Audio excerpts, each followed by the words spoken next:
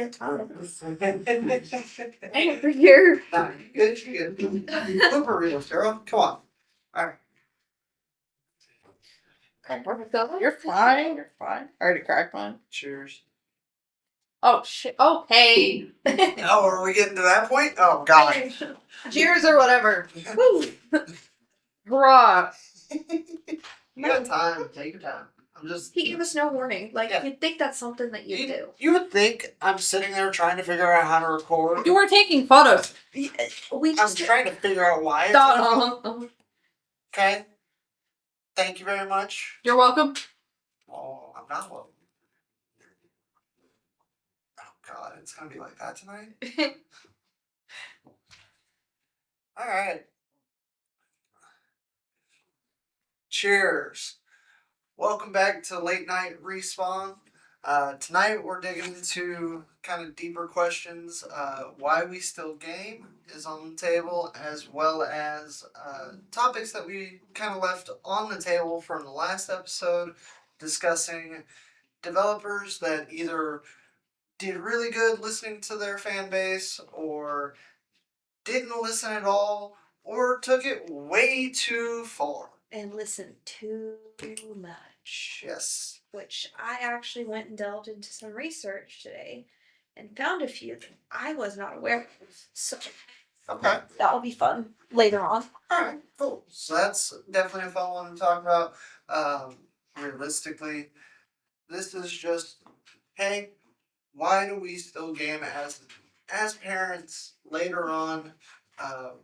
We game later on at night, away from the kids, where we can actually kind of be a little bit more free. But yeah, or we switch over to our the handhelds and we go and kick it back with the OG classics, and that way, we can individually play and not crane our necks up. We're just yeah, totally was not just doing that, waiting on them to get back. Yeah, it'd be like that.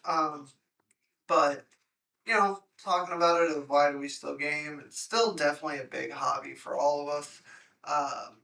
We definitely have a big passion into it. Hi, this is why we're doing this. Anyways. Why else would we do it, Yeah, right? It's not like we actually want to do this. It's just. It's not like we want to or anything. It's not like we forced Vix into doing this or anything. Hey, we're going to do this. Welcome to the group. You don't have a choice. Sit the fuck down at the table. You're doing this. Yeah. Okay. All right, cool. Yeah. So, but anyways, talking about why we still game, everyone has a big passion to it, and it's definitely one of those nostalgia things. Mm-hmm. I know for kind of some of the stuff on the table we mentioned in the last episode was our biggest passion, games, or was our go-to comfort or anything like that. But what is the reason that you still game, Twin?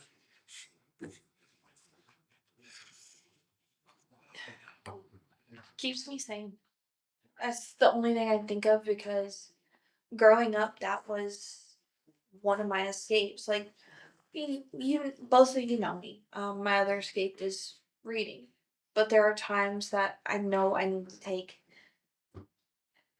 a step back from up here and have something physical. And it's nice to have that connection with everyone around me, because in that moment I'm able to sit, I can interact with, the kids when they're watching. Granted, the back seating is a little much at times, but I get to interact with them. I get to interact with you guys when we're playing together. So it's nice. Yeah. It's my social interaction. For sure. I definitely understand where you're coming from with that. Talking about the cozy games and stuff that we've been playing recently, having the kids backseat is definitely a really big one. But at the same time, we do have our story-driven games that we play, and we really enjoy kind of getting into that immersion, I guess, is the word I'm looking for. Yeah. But Vix, you got anything? It's like Twin and I are both readers. We read a lot, but with video games, it's more so a visual story that we can follow, get behind. So we don't have to we don't have to think. Well, and that we also get to actually interact in that. Yes, like it's not just like some of the games that are just visual novel games. Nothing against those, because that ends up, same premise. yeah, Take a those break are from fun these. too. But it's just we don't have to imagine the characters like you would with reading. We could like visually see the characters and see what they're doing, what they're going through, and just immerse ourselves in a different way. So we're still nerds, Yeah. but it's it's a comfort. It's a relaxation. It's a way to keep the brain busy. Because if you don't have anything to keep the brain busy, how are you gonna learn anything? How are you gonna do anything? How are you gonna progress? And also, like, sometimes you want to keep that brain going because you don't want to dwell and sit in those thoughts. Like, sorry, that's. So that kind of segues into my next question. Is gaming our therapy, escape, or creative outlets? Yes, wholeheartedly. It is one of my top escape outlets. Like, between reading, the building of, the Legos, the nano blocks, the off-brand Legos, gaming, because it lets me get lost in somewhere else. Yeah, I get you. I made a joke of "Don't come for us, Lego." Hey, please don't. Chinese knockoffs. It's okay. Well, Mega Blocks. Anyways, Yes. yes. So personal stories kind of based around what helped us get through tough times, right? So y'all understand who I was. One of the big things that helped kind of change who I am and help me develop as a person. Uh, Realistically, I threw myself into Mercenaries and Legend of Zelda very heavily during that time. And that's one of the main reasons that Wind Waker I can go back and play to this day. You know, goodness, I picked it back up, what, 2, 3 weeks ago, and I'm already going through getting the Master Sword again. You're even looking at some of the other YouTubers that are playing right now and seeing randomizers on some of the things, and you're just like, how the hell? But you need this to progress. I want to try. Yeah. And you'll just immediately absorb into, okay, how do I do this? Yeah. It gets so much different aspect into that game because of during that tough time for me. I realistically just closed myself off, and it was gaming at the time, high school, and you know, you helped kind of pull me out of a funk on that one. But it is what it is. All right, Vix, any stories you want to share or anything you want to talk about with tough times with gaming? I know, like I said, we were all kind of like closed off in our own ways throughout our younger years. I say that like we're like 83. We're not. We're in our 20s. Speak for yourself. Hey, some of us are getting close to that 30 mark. Back and body hurts. Anyways, Traumagotchis. Yes, we are three raccoons in the trench called life. Get it how you live it. But no, I know, granted, I got into Yakuza a few years ago, but I was going through a really tough mental break then, and not gonna delve into that because that's way too personal, but that game series helped me not, I guess, escape a little bit because it was like, oh, it was something to focus on. Like, it was something to, like, not dwell. Like, people don't understand, like, the normies, I'll call them the normies, the ones who don't game, they don't understand how a good game or just a game at a really tough time can help you and stick with you for the rest of your life. I mean, definitely true, and I can honestly agree. From our time when we were going through it, I mean, you know how stressful it was with the before we had the kids, and it was honestly day after day. At one point, it was a hospital bed or nothing. You know, I literally was in a hospital for 2 months just so that way when we had our kids, they were as safe as could be. And as soon as that happened, after we had him and I was finally free from the hospital, I had to find something. And watching him play specifically Borderlands, this was my second time ever watching him play it. You remember which one it was? It was the first one. You restarted, because you're like, you know what? Because we were both stressed at the time. We driving back and forth to get to the hospital because I didn't want to stay there, but then also felt guilty because the kids were in NICU and back and forth. Yeah. You're like, okay, let's play. I'm gonna play something that winds me down, and we only had the Xbox with us. Yeah.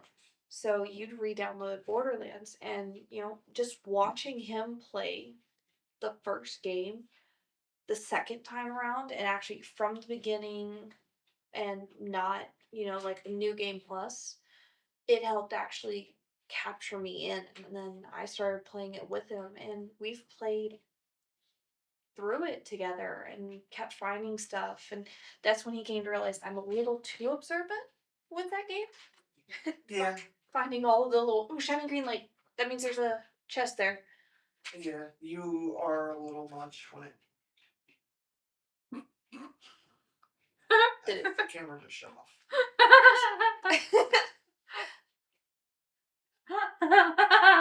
Gotta love it.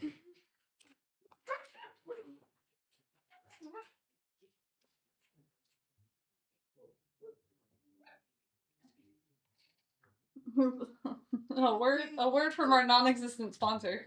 Snack time. Doobie snack time. Snack time with adults because we can't snack when the kids are awake because they all want our snacks. Right. Which that might You'll have your own snack. We have ours. Get over it.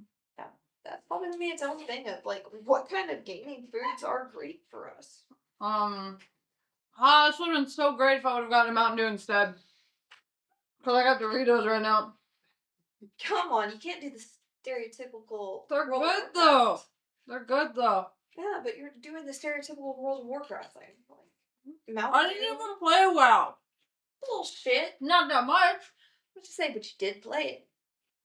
I only played it for the little, oh god, the panda character. I made my own little panda. That was it. Yeah, made your own little panda, and I remember when I got really heavy into it, I was over just, hey, I'll give you $5 a level. Say less. Okay. 30 levels later. Don't know what happened then. We're back. Camera's back on. We broke it. Yeah, it happens. We broke it. That's fine. This is gonna be interesting. We got snacks now. I don't know what to do with that. For an hour-long podcast, if it's only gonna last about 10 minutes, we'll figure it out. Why did you do camera?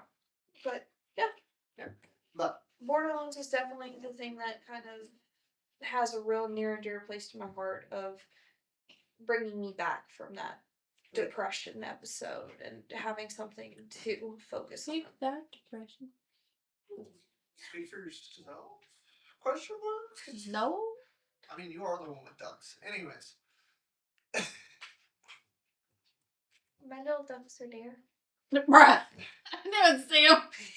Right? I was like, wait. I was like, where the fuck did you put him? Anyways, so Eric. So now that we, have kind of mentioned and have kind of touched on gaming, and especially in the community, it is very important for your mental health. Gaming is an escape. It definitely helps. Mental health is important. Please always remember that. If you ever need help, seek it. Quiet mouth doesn't get fed. as well as if you need help, there's always somebody willing to listen. Cool. On that note, let's move on to. That's a whole nother. Oh, yeah. Eventually. That'll be a whole episode. Gaming and mental health in general. That'll be a whole episode in itself. Because, as Vic said, we are three raccoons in the trench called life. And sometimes it sucks. And sometimes it's great.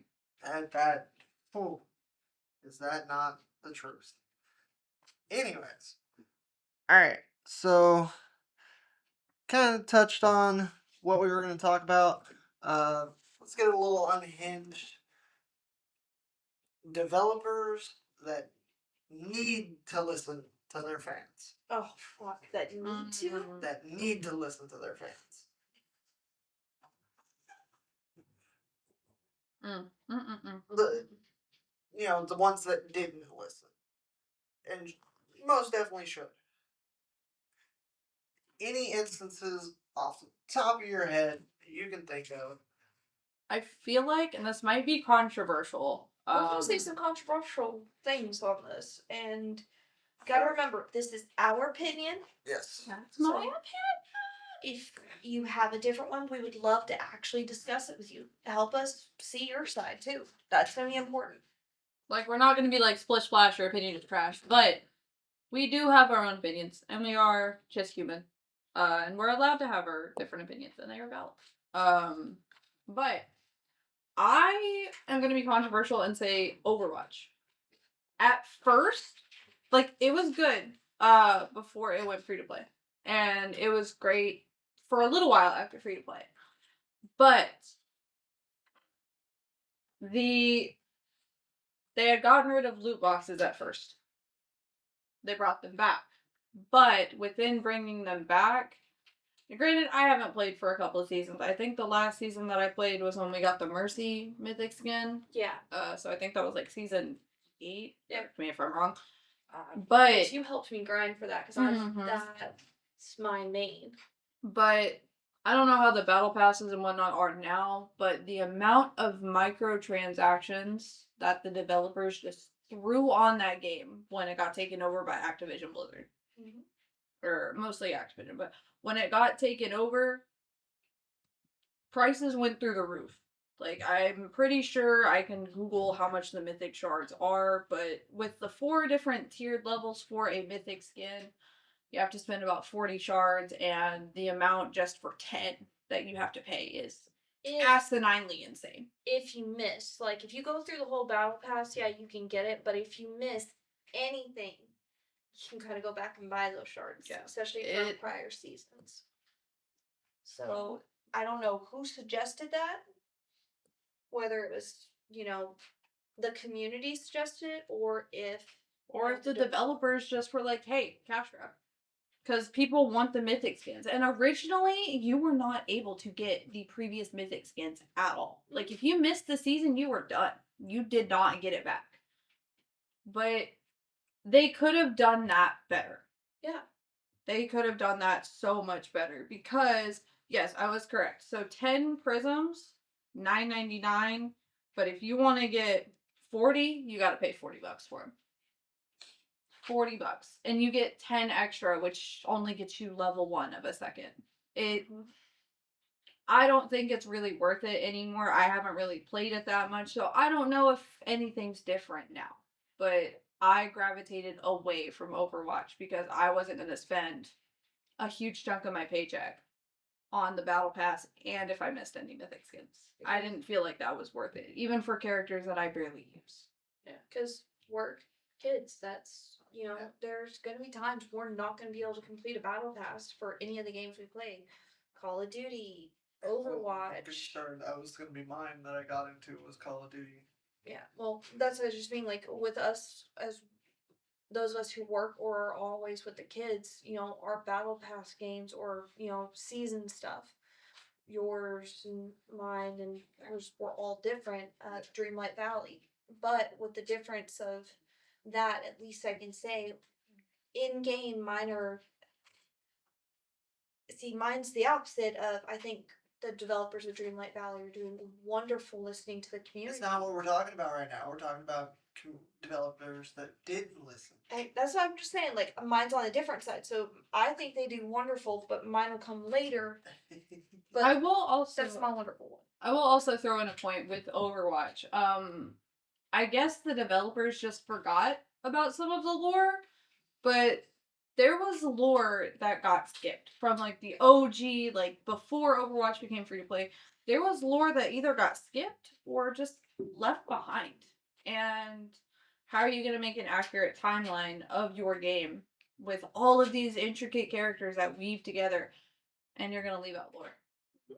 No. Even if the community brings it up, you're just like, yeah, I'll just skip it. It's fine. Throw it in a box. It's fine. So, my opinion on developers that didn't listen or just straight up didn't care was obviously weird how it's kind of Activision as well, Treyarch era as well. But anywho, um, when they brought in the microtransactions and the battle passes into Call of Duty, because we recently rekindled a really good friendship with somebody that we used to play Modern Warfare 2 with consistently. Okay? Let's be real. Who also thrashed us Yeah. with couch co-op for it? Yeah. But, yet again, couch co op.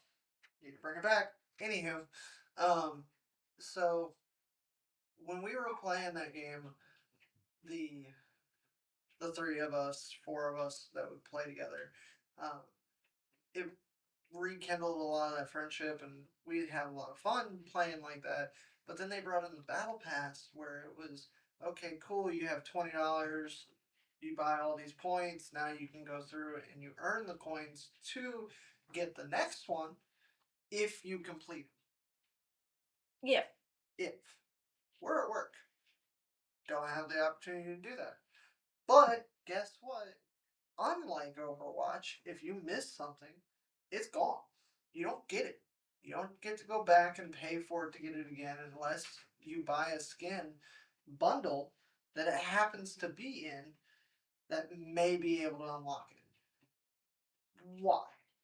Why is that a thing?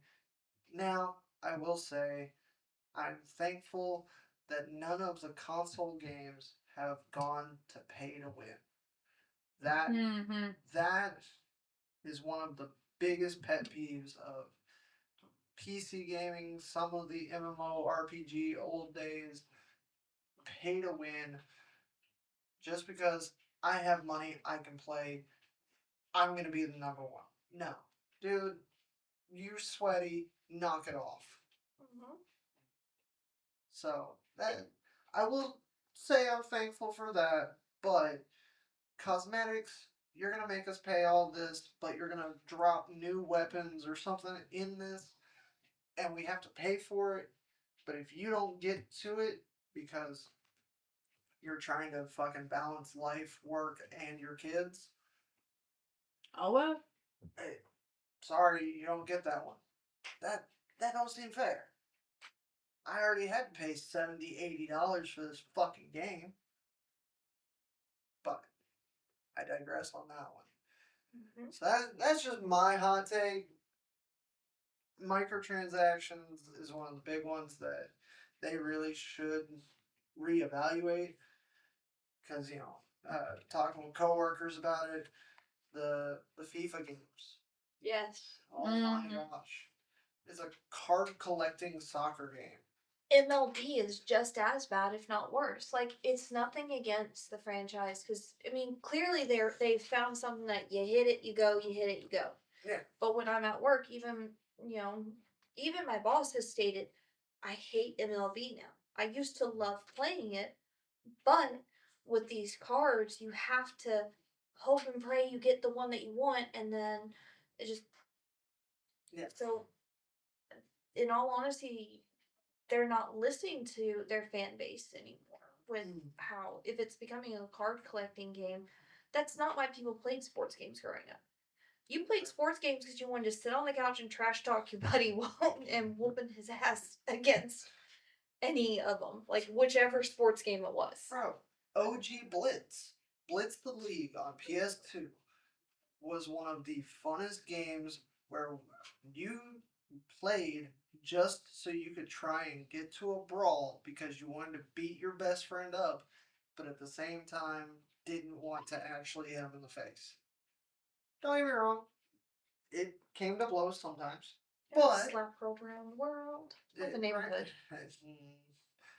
But you know, there's different versions that everyone has that kind of brings us that nostalgia and definitely has that what's the word I'm looking for?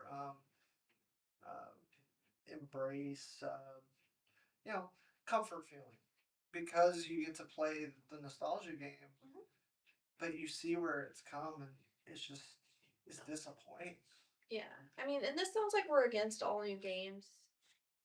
No, we're not against all new games, but yes, the camera just cut off again. Yeah. Hell yes, no. Just kidding. It's gonna be like our snack break every time the camera cuts off. Alright, camera's back. Damn. Now get your snack. I'm still gonna eat a snack, I don't care. Who cares? Well, Bloopers! I was in the middle. Like, Yeah. it's not that we hate all new games. Like, we love a lot of the new games. It's just the ones that seem it's the same game, just 1 year later, or it's Same game, changed. different font. Exactly. Or it's changed so much. It's getting to the point where some of the games in the community, like, you can tell the developers, like, oh, we know everyone's going to buy it because we are making the next year. Well, I mean, It's like you pay more for a brand. Like if it's like if it's like a really popular series, they can fundamentally make a bad game, slap the name on it, and be like, oh yeah, people will buy it because it's in the series. exactly. Yeah, and we have noticed that recently some of those games have been coming out a lot more. Mm-hmm. You know, I love the Assassin's Creed line. Um, there's some great games in that. I've 100%ed Black Flag. A few times. Yeah. Because different systems. Yep. But at the same time, the flip side of that, Origins and Odyssey lost me. It became more fantasy. Yeah, it did. It didn't get back to that story like how we were talking of that story-driven games. That kind of the genre that I play is more of that style, but it just it got so far out there, and it was all about the combat or you know we need to do this mainline mission that has nothing to do with the story to progress, and it fell apart realistically. Yeah. But that's just my opinion. I mean, they're still beautiful games. Oh yeah, don't get me wrong, but they're as big as those games are. Mhm. We'll get to you, Call of Duty. Anyways, Whoop, there it is. but as big as those games are, and as beautiful as the graphics and everything like that, that doesn't make a game. Graphics are not everything because Expedition 33. Holy fuck. Expedition 33. Sorry. Controversial to a lot of the people who are like, oh, well, they just left Ubisoft. They're not going to be that good. These people left, made their own game, had someone from Reddit write the damn story, and then someone from SoundCloud made the track, and they did so phenomenal, and it's only a $50 game. Yeah. That game is beautiful. And it's easily, I'd say, what, 20 plus hours of story? I said easily. Easily, yes, because with the replayability on it alone, So they've done something not many have. in your opinion, from a single playthrough, how long do you think that game is? A single playthrough of how I play, or regular, like just going through main story. In all seriousness, that does help. I would say the the mass population, not people who are gonna 100% on their first try. Like an average between the two. Yeah. I'd honestly put it, if you take your time, enjoy the combat and the story, not just rushing to get to the boss and the main thing. You do explore.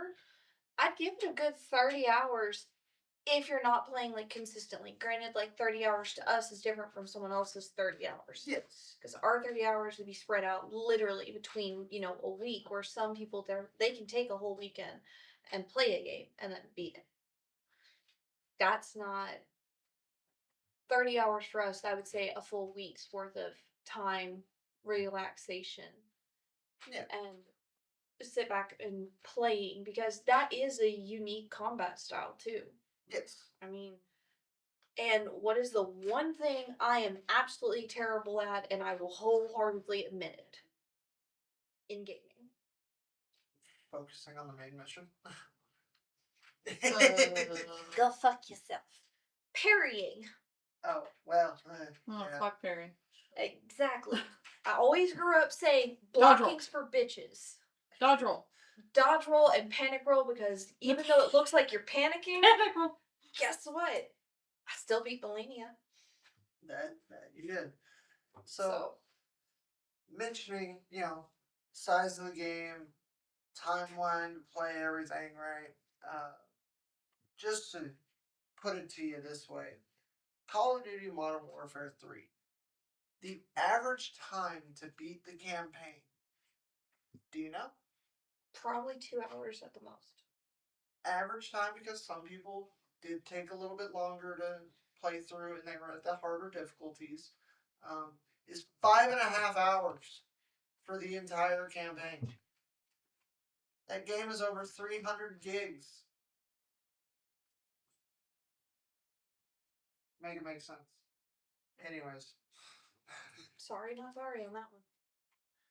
But, Well, don't get me wrong, I did play the entire campaign. It happens. But then, let's see, how big is Expedition 23? 33. 33. That's a number. Bam. It's a number that ends in 3. There's a reason it's 33. Whole part of the storyline. I know, it is a part of the storyline. It is only 55 gigs. And you want games with long storylines that might be small. Hang on. I got you. It might be. Might be. You're in Polobiaka, Zoe. Maybe. Mayhaps. You're gonna act like this isn't your number one autism moment right now. I do have the tism. We know. But, talking about it like that, realistically, the game is so big because of all the other things that they threw into it. Where's that a game of, if you want the multiplayer, cool, that is fine. Multiplayer should not become the number one primary of a game. I love it because it does give you the options. You have other things you can kind of play into it. But my opinion is it should not be the primary focus. If you want multiplayer campaigns, OG Halos and shit like that, cool. I would love that. But when you take away couch play, you take away all of the opportunities to, the family play as a campaign. Mm-hmm. All right, go ahead, Vince. Okay, so She's waiting. I am waiting patiently because I wait my turn for Yakuza 0, which was not the first game in the series. It technically, if you play them in a certain order, you play Yakuza 0 first because it is the prequel game. Average size, depending on PC console, biggest would be 26 gigs. Up to, if you are 100%ing the game, 100 plus hours. If you are averaging with side quests and main story, average of like 60, 70 hours. Just of gameplay alone. make it make sense. With like all these bigger games nowadays, but they only have like such a short storyline. Like, And they're all the previous, especially Black Ops, they built a storyline, especially for the Modern Warfare lines, Black Ops lines. There's so much that could be out there that they could play and actually keep that story going. But to give a 5.5 hour campaign doesn't make sense. But I must say one that's gonna probably be a lot of controversy here. Pokemon. yeah, Pokemon is one that I would say is middle ground. okay.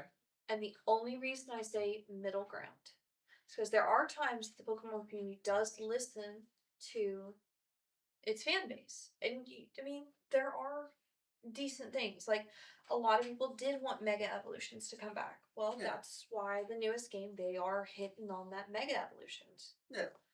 But a lot of the community, they've kind of brushed aside on some of the topics. Like, one of the big things I can think of that everyone complains about. When's the next Eevee evolution coming? Oh God. never. Please don't. I mean, okay, look. That's If you do it, make it cool. But like people have been asking for so long. I think it's done with. Yeah. What is it? We're at 8 now. Stallion, Espeon, Umbreon, Leafeon, Glaceon, Jolteon, Flareon, Vaporeon. Yeah, we're at 8 now. And then Eevee's normal. In all honesty, at this point, that's 9 out of 18 of the types if you Or include Eevee. Give us a third evolution. Yeah, go ahead and give them another evolution rather than making a whole brand new, another evolution line of 9 more ways to evolve. Go ahead and give all of them a second typing. Yeah. There you go. That solves it Yeah, for that'd be everybody. Do a third evolution and do a secondary type. Mm-hmm. That would be cool. Because they introduced I can't remember which. I think it might have been Scarlet Violet where it introduced like the dual type for the third. The Terror types. Oh, yeah. Like with the starters. Like you know what I mean? Oh. God, I can't When you remember. did like Typhlosion, when it was his. No, not Hisuian. That was Arceus. Yeah. No, I'm talking about like when like I can't remember like Fuecoco's third evolution where it was fire. Oh, that's a lot of them. Yeah, a lot of them end up with a secondary typing because Charizard is fire flying, not dragon. I mean, but here's the thing: who focuses on Charizard being flying? He's mostly heat. They're mostly geared around fire. Yeah, true. Unless you dive into it, you wouldn't really know. But like Blaziken from Generation 3. A number. Yes. Yeah. Because it's not like there's 1,000+ Pokemon now or anything. 1,025. Calm down. Encyclopedia. Anyways, so Gen 3 Blaziken, it was the fighting fire type, which has been overdone. Yeah, I mean it keeps going. That one, it's then Infernape, Incineroar. Yeah. I mean, you got 2 other mainline starters for different generations that are both fire and fighting.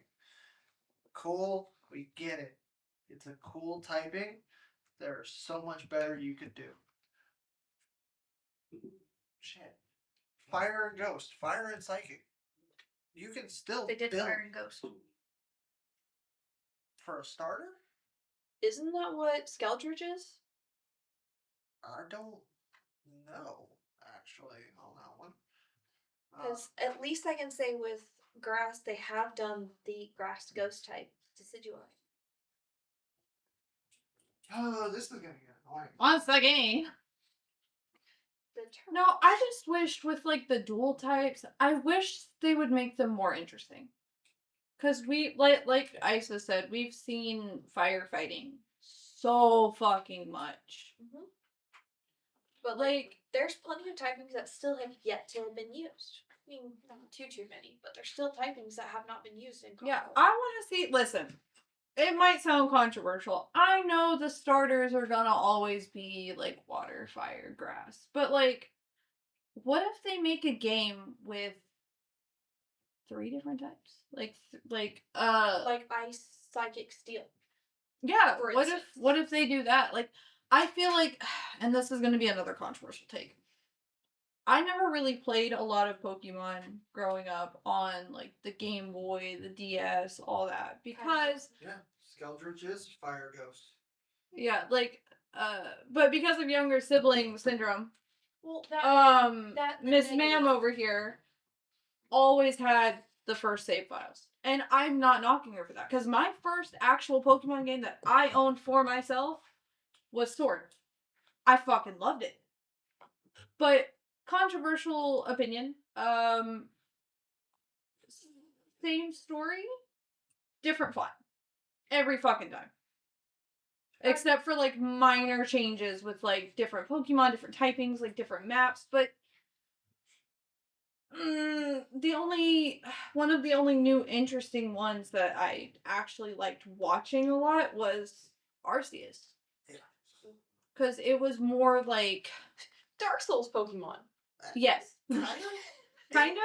That's sort of like staring you down. It was a nice mix of Challenge. like the let's go style of go out and catch them, but at the same time still the battle. But it brought in a new light and definitely re.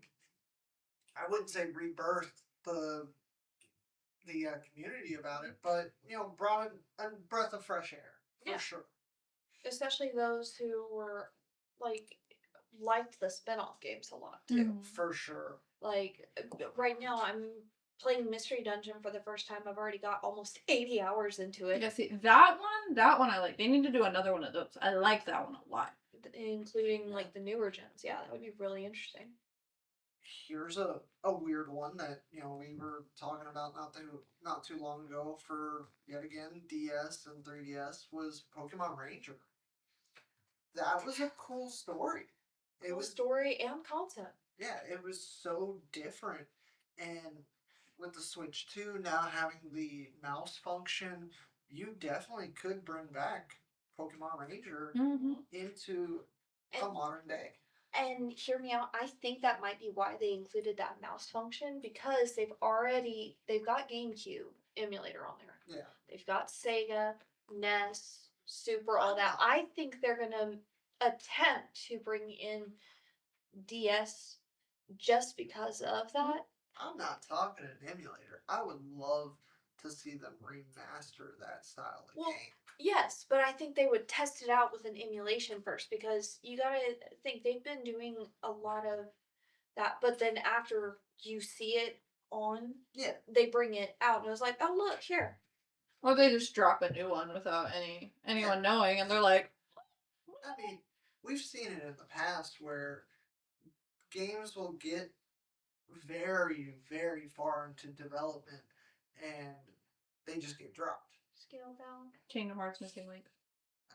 I'm glad you brought it up of Scalebound. So, as we all know, I would fight someone for that game. Sony renewed the license again. When? Literally, oh gosh, it was a couple months ago. Oh, that might have been the. I'm gonna hold. But originally it was Xbox. It was Microsoft doing it. So Sony's doing it now.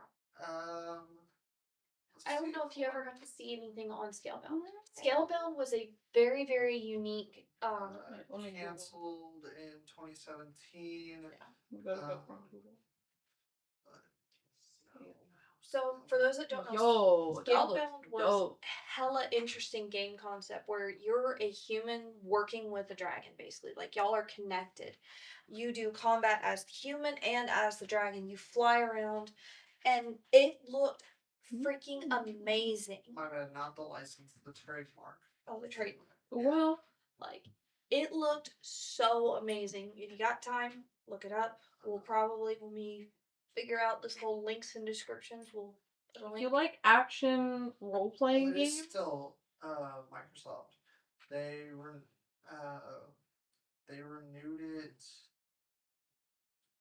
back in November.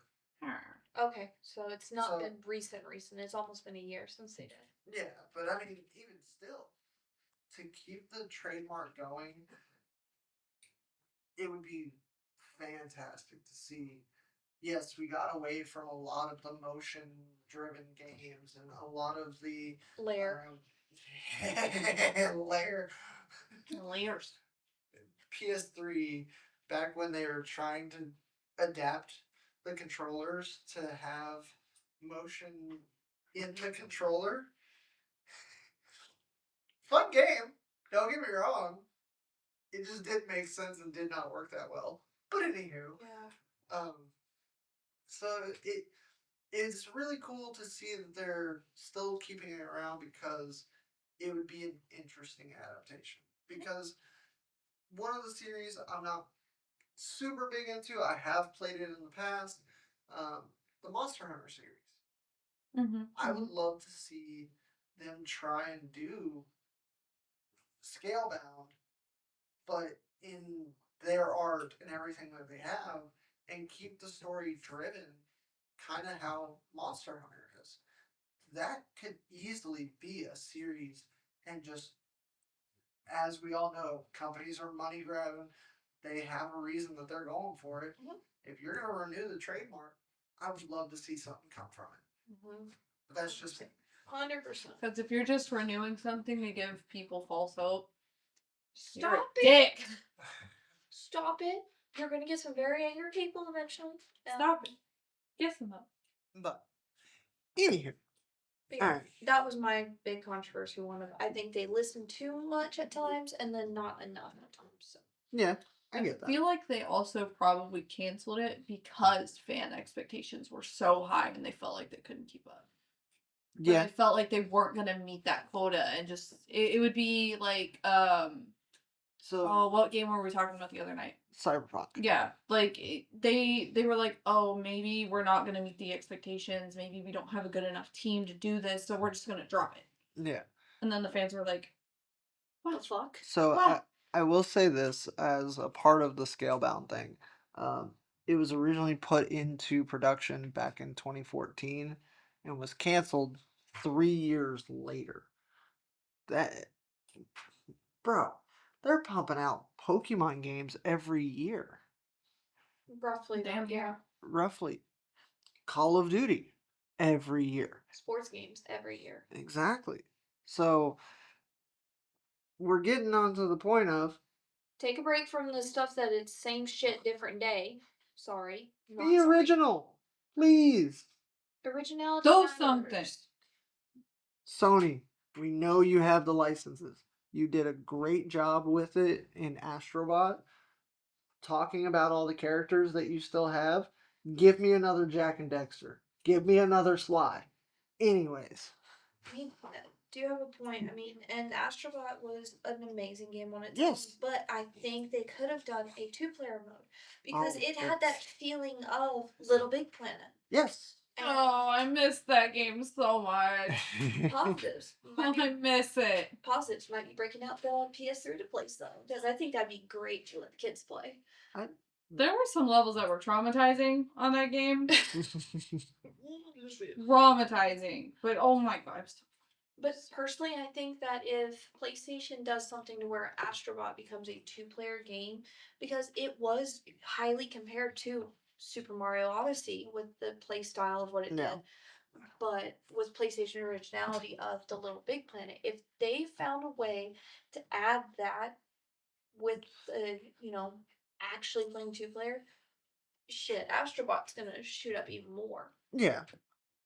But as we all know, kind of the way the community and developers have been going, once it's out, they do their updates for a little bit, and okay, time to move on to the next thing. Mhm. I get it. It costs money to keep shit up. How can the servers, for an example, the 3DS just got shut down, what, 2 years ago? Roughly about. When did DS come out? Because Yes. DS and 3DS were on the same server. Not you looking at the copyright. 2006 Nintendo parents issued impending Damn. booklet. This says 2006 on this DS Lite. And there was a generation before that. Anyways. So Damn. the original Nintendo DS was released November 21st of 2004. And the DS store and the servers came offline roughly 2 years ago, maybe 3. We get it. But at the same time, they haven't done anything for that since. Oh God. What was the last major DS release? Oh goodness. Yeah, because It was on the 2DS. I mean, I would say Or the 3DS no, it's XL. Smash Bros. No, well, I mean that was a AAA for it, but it wasn't the major release. Wouldn't be Luigi's Mansion 2. No. The last major physical release for the Nintendo DS was Big Hero 6 Battle in the Bay, which came out on October 28th, 2014. So It was also released for the Nintendo DS. Marks the end of major physical game releases. So 10 years of a console running. Yes, it got updates. Cool. But at the same time, Nintendo had a plan. Oh. They stuck to it. That game was also the last ever physical release for the DS at all. Like for the OG DS, that was the last physical release. Oh, really? And was that when they fully switched over to 3DS? Yeah. Or okay. I would assume so, yeah. Because thanks to good friend Google. Yeah, obviously. I mean, we don't know everything, so Yeah, we are going to use Google on here. We're not going to hide that. Yeah, no. I was going to look it up for the 3DS. As we all know, we're talking about our passions and everything like that. Yes, we do know a decent amount. Freaking camera! While we're turning back on the camera, the final major 3DS game released at retail was Persona Q2 New Cinema Labyrinth, which came out in 2019. Holy shit. 2019. The So Switch was just released, or around that time frame, because it was still around with the Switch. Yeah. Like, other games did receive physical releases, but Persona Q2 is generally considered the last major title from a well-known developer and publisher. But 2019. So 15 years of the handheld console, which, oh man, we'll kind of briefly touch on. That's going to be a whole episode in itself, is the console wars then and now. Man, why did we get away from handhelds? Why is Switch dominating in the handheld market, even though it's considered a dockable console? Now, don't get me wrong. Steam and you have the Lenovo and the Ally, but Steam is holding it down on that side. But what's the diversity? Where's PSP? Where is our one day the Xbox handheld? Well, and see, that's where Xbox is actually responding with that by partnering up with. They've been talking about that since the 360 era. But it actually is going through.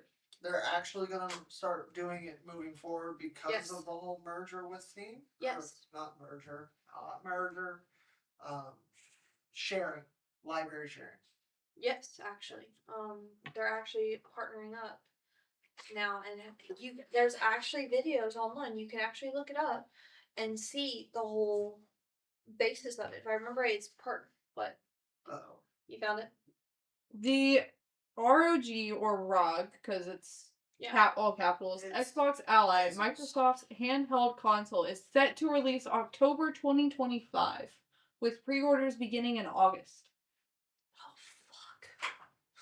So, Sorry. anyways. That's gonna be a You can headache. access your Game Pass library on the go. Yeah.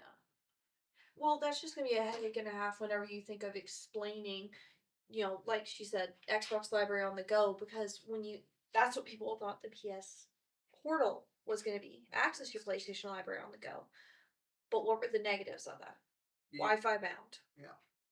So hopefully they don't make the same mistake. Yes. But so, talking about it like that, there has definitely been some major drawbacks. A lot of developers that, kind of missed the mark.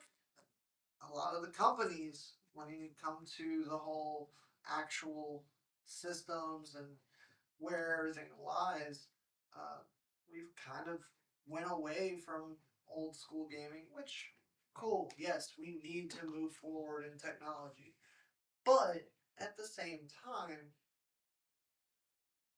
I know a lot of people who benefit from that mobility. I have a coworker who literally sits at work, and if it's downtime, Switch 2 is on the desk, having the time of his life.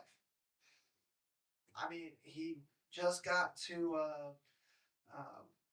going into Ground Zero on Switch 2 for his Scarlet. So Yeah. and And the difference between the Switch version and the Switch 2 version is so massive. And it was a free update. So I'm gonna ask that question because I get you. What was the biggest changes? Was it graphics? Was there any changes to the storyline? Processing speeds. Okay. Everything. Like it finally There was no delay on the OLED. That's the thing. On the OLED, it felt like there was no delay, but even you have to admit at times how slow it suddenly started to go.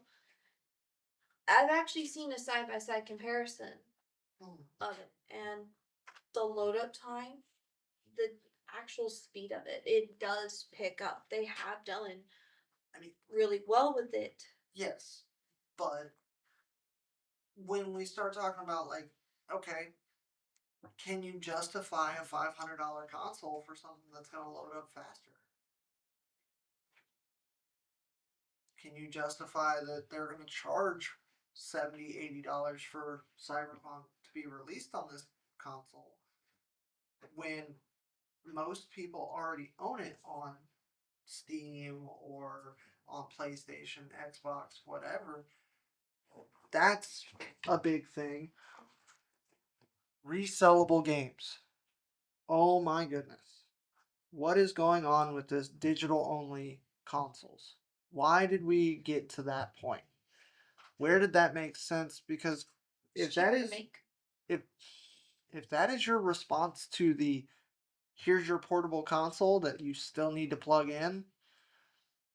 Oh, you don't have a disk drive, so it's smaller. The Series S and the Xbox One Series S are almost the same damn size.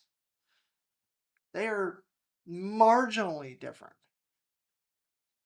But why did we get to a digital only era?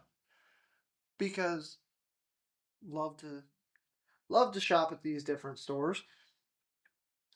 Game Exchange, GameStop, a couple of the local game stores that just have classics lying around. The resellability of games like this. You're not going to find those in these stores.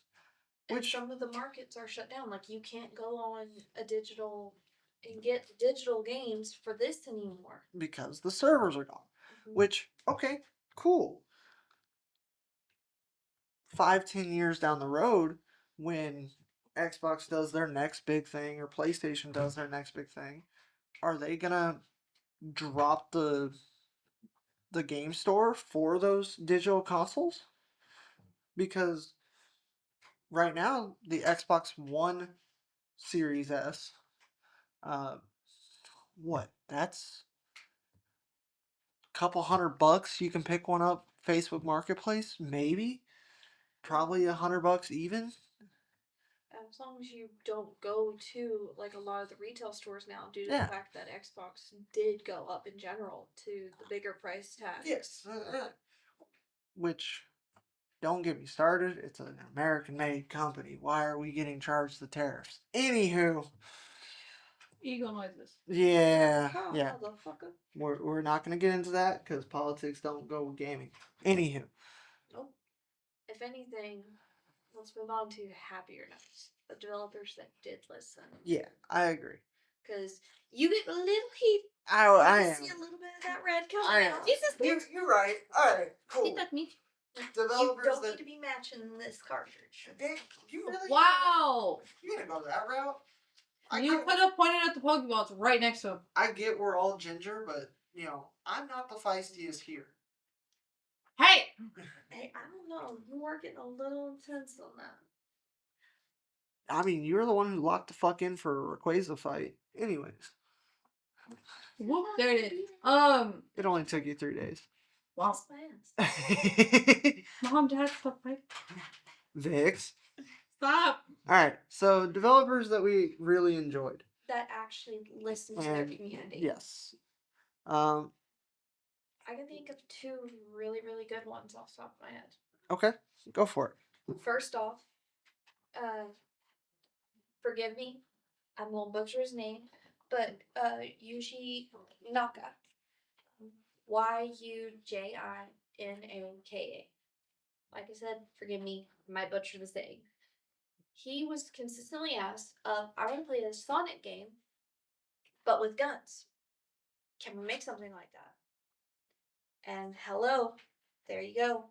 Shadow the Hedgehog, the GameCube and PS2 game was born. Mm-hmm. He listened to his community and was like, all right, you know what? If that's what you guys really want, here's our rogue element. Have fun. Yeah. It's still part of the mainline, like, group and everything. You still have Sonic in that game. Yep. But he listened to his community and was like, I'll give you guys what you want. Here's a storyline that can go with it. Here's what you need.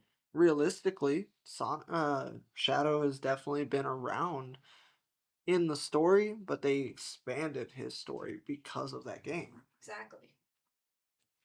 Oh. They gave him more depth and development. Yes. And that's what was needed, in all honesty. Yeah, I wholeheartedly agree.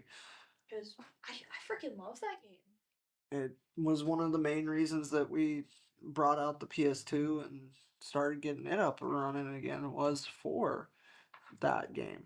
Yeah, because we didn't have the GameCube version. No. But just not having a memory card was getting frustrating. Shout out to Game Exchange for having them for $8 a piece. Appreciate that. Thank God.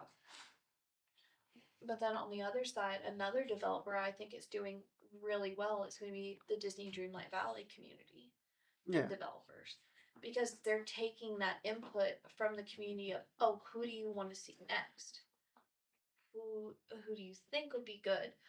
I mean, yeah, there are times where, some of the star paths, which is a battle pass in a way. I mean, it's like, okay, it's just a bunch of items and reskins and cosmetics. But when you look at it, it's nothing you can't earn as well. And it'll come back around in cycles. So say you miss a star path completely. Eventually in the shop, you're going to find that item for sale. The in-game currency that you can spend legit money on, you can find in-game 100 a day and be able to do that. You can use that in-game currency to finish the battle pass if you know you're not going to have time to do it on your own. Sorry, that's a win for parents who don't have a lot of time to game and love that cozy game style, but it's super, I wouldn't say intense or repetitive, but it's like some of the tasks actually take a few days. Like there was one that you have to watch a flower grow, and it's you water it and you wait the next day, literally 24 hours on the dot later, sprout a little, you gotta water it again. 24 hours later, water it again. Okay, it's ready to go. that gave it a reason to come back. Okay. I mean, and there's so much to do on that game to find, and they're constantly taking advice. You know, they've listened about, you know, Jack and Sally, and you know, personally, I think they're doing really well on their own with Mhm. it. I mean, it's We're at low battery. Rip. It is recording, but we're at low battery. Wonderful. but personally, I think they're doing really good with it, and I hope they continue. I mean, am I happy that there's a DLC and it's kind of expensive with each one? No. Am I still gonna pay it? Yes, because actually the amount of content for it, for the DLC price, is worth it, especially when they do a bunch of free updates with each DLC. So that's just me. I think they're doing well, but those are two specific I can think of from on my perspective. Yeah, I get you. What about you?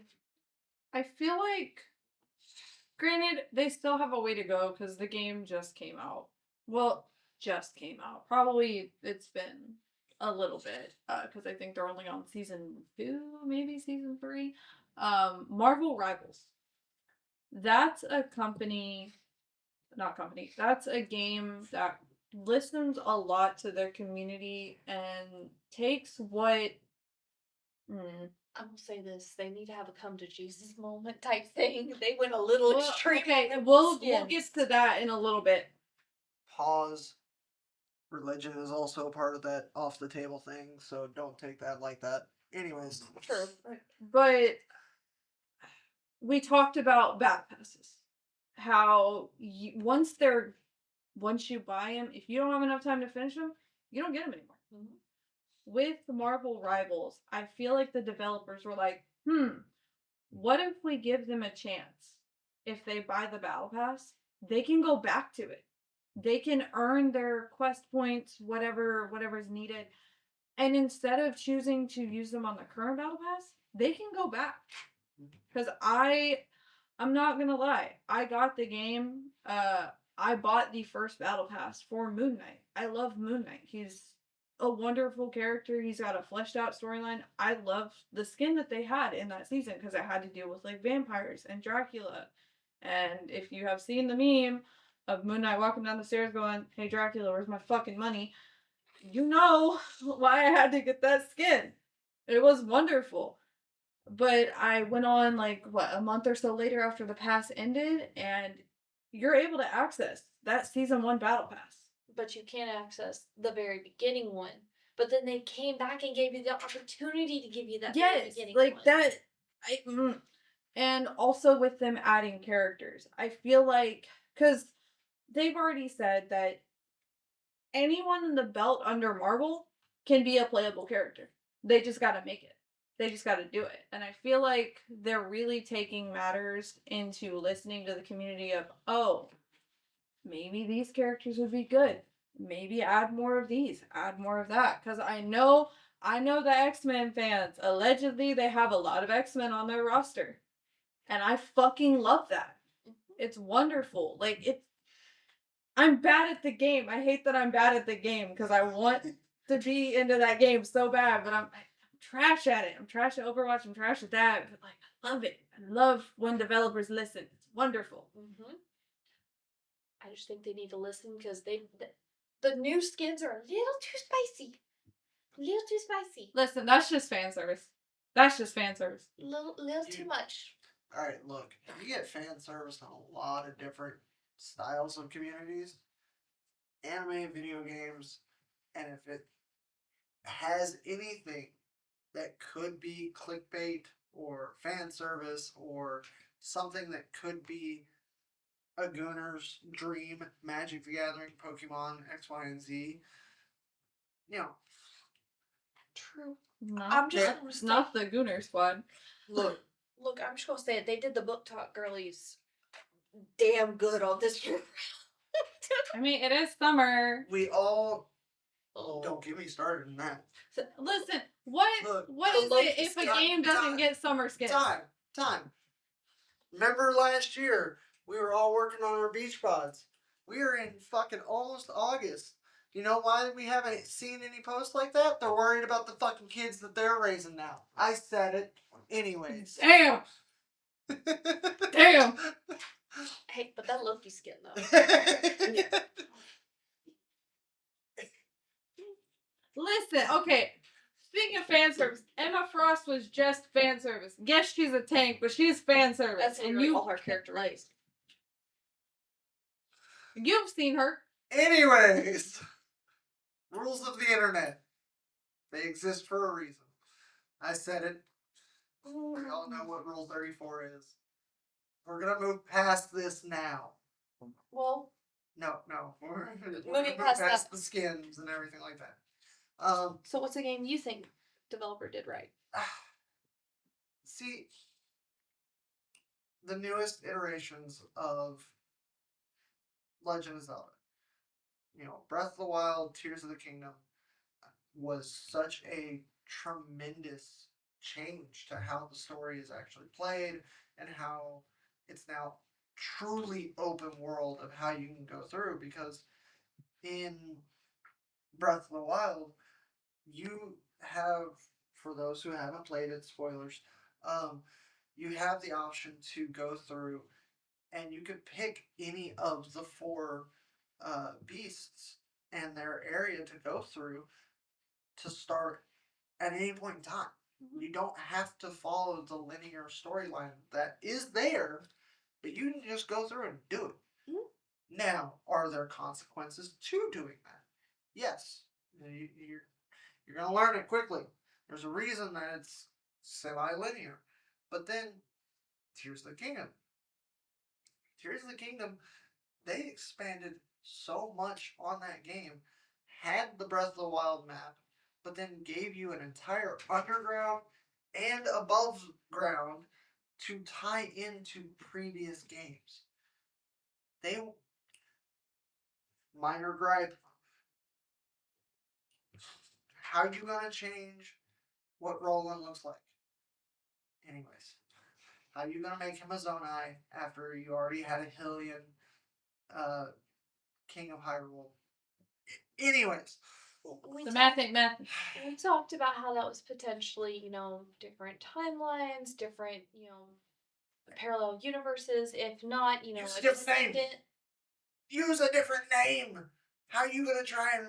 Dude, how come every single game the hero is Link, even though the fact of is it's way on down in the future? Okay, let's go down that road. Technicality. Oh Lord.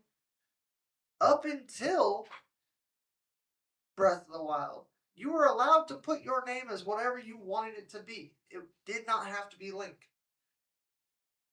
Link was the suggested name, but in Majora's Mask, Hero of Time, Touché. fierce, fierce deity, right? Same with Ocarina of Time, which was actual Hero of Time. My bad. But the character's name itself became Link because that was the basis of what they wanted the character to be. Up until Breath of the Wild, your name was whatever you put in.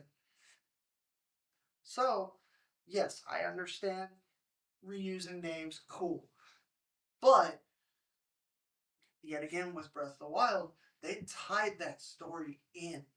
They actually, gaming company that listened, they actually kept it going and gave you more to the story. Yes, it was very repetitive of, princess is kidnapped by this big bad evil guy. You have to go fight through and re-level up to get back to beat the big bad evil guy. Cool. We get it. But the main four champions, that did change. They are not the same. Yes, they are the same race, but they did change it up. And they definitely changed up the stylings of each one as the characters.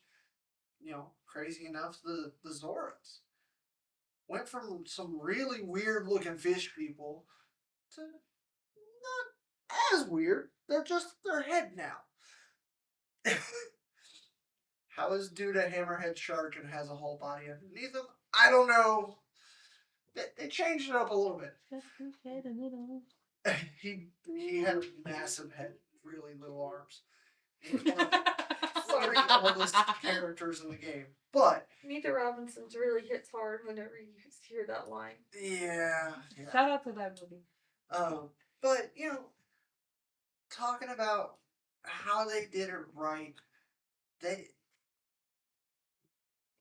Oh, okay. I thought it was storming because out in Lake Charles, it's storming down pretty hard out that way. Mm. But anyways, so it's kind of getting to the point of like, when you listen enough and you actually develop these characters and you show a continuation from 1 to 2 and you tie in everything that was previously there because there are little hints to spirit tracks on the DS and there's Phantom Hourglass. Now don't get me wrong, where's Minish Cap? Why isn't it getting love? We all hated the bird hat, but that's besides the point. Now, since we're on the topic of characters that we all hated, because we've talked about Patches, we've talked about some other characters along the way. Ow. I'm gonna say it, and I know the community's gonna listen to me on this one.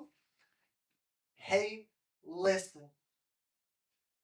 See, this is why I do like, because at certain games places, I've seen a little blue fairy in a jar, and every time I walk by, I pick it up and you listen and shake it. Hey, listen. No, you tried to get me to jump across this table.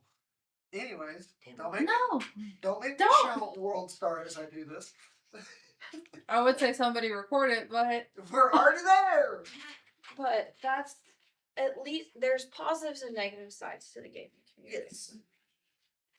So And developers. yeah, and as we've kind of talked about, there have been a lot of goods. A lot of the characters, a lot of the companies and developers, they do listen. And, in an example, FromSoft. FromSoft listens to their player base. To a degree. To a degree, yes. Why do we have every poison swamp in the game? And, okay, we'll touch on Elden Ring for a second. It wasn't a poison swamp. There was one. But, damn camera. not the clickies. Look, I get it because it does add that challenge and that depth. But for the love of God, I should not have to fucking worry about that. And enemies that are basically insta kill. Camera is fully dead. Alright. Blooper reel. As I try and somehow do this without messing anything up. Do you want mine? It's still connecting. Oh, yeah, that locked it. There we go. but like Is that's yours charged? yeah, Oh. 90. Wow. But speaking of rain, technically I did look up the weather. It is possibly supposed to rain tomorrow. 47% chance. So you're not wrong, but you're also not right. Yeah. And that's okay. But, anyways, so we were kind of talking about it of why does this game always have to have this? I definitely understand that that is kind of an issue, but at the same time, it, like you said, builds that development into a world, and they do change it up, sort of, each time to where it's not exactly the same thing. Yeah. But Their biggest thing that they do listen is, whenever they're like, okay, look, some of these weapons are absolutely broken to a degree. It needs to be dialed back a little because it's literally unblockable on some of them. but then they fix it, and so it makes PvP better. But the thing is not everyone plays FromSoft game for PvP. Yes. I'm one of them. I'm actually not a big fan of it. It's not that I'm okay, I am not the greatest with PvP, but the big reason I sit down and play is mostly to play with my family. I want to play, I want to progress the story with my family. So, teach their own. Yeah.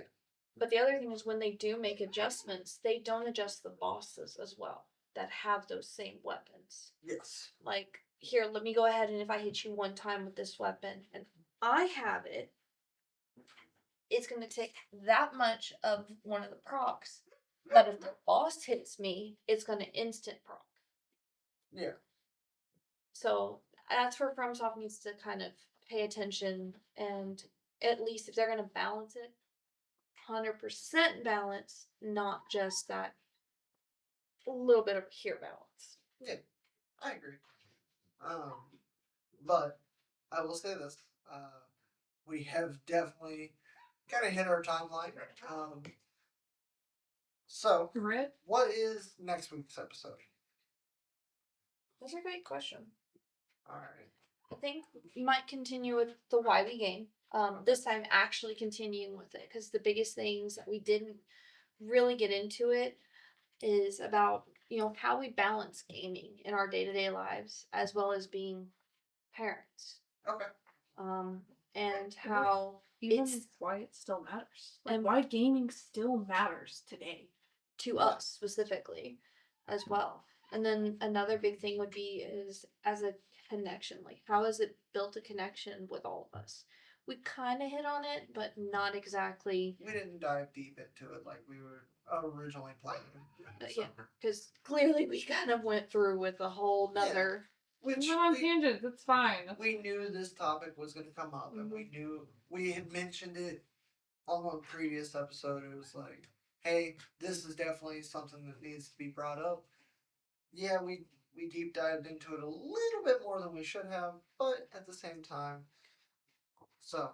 But I think saving that part of balancing the responsibilities, how it's connected us, will really tie well with us finally talking about our first consoles in general. Okay. Mm-hmm.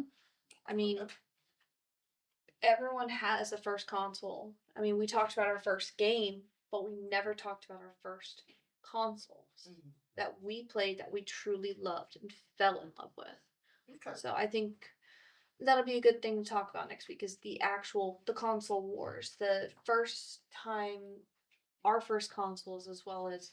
Do we really want to deep dive into the console wars like that, or do we want Not console We're war, gonna- I guess per se, but what consoles we predominantly had in home, I was going to say if that makes sense, I mean, because we had different consoles in home than what you did. Yes. So, all right. I think we have a plan for next week, and we are the Respawn crew. We'll see you next week. see you next week. Thanks for joining us. Make sure to follow our socials. Late Night Respawn or Eleanor Podcast on Facebook, YouTube, Twitter, TikTok, Instagram. Yes. I believe. If we need to make more social media platforms, let us know. We'll try to get those underway. But tune in. We'll be here. Because we got plenty. It is, the late night respawn. Where we're finally able to kick it into gear and restart. Do the damn thing.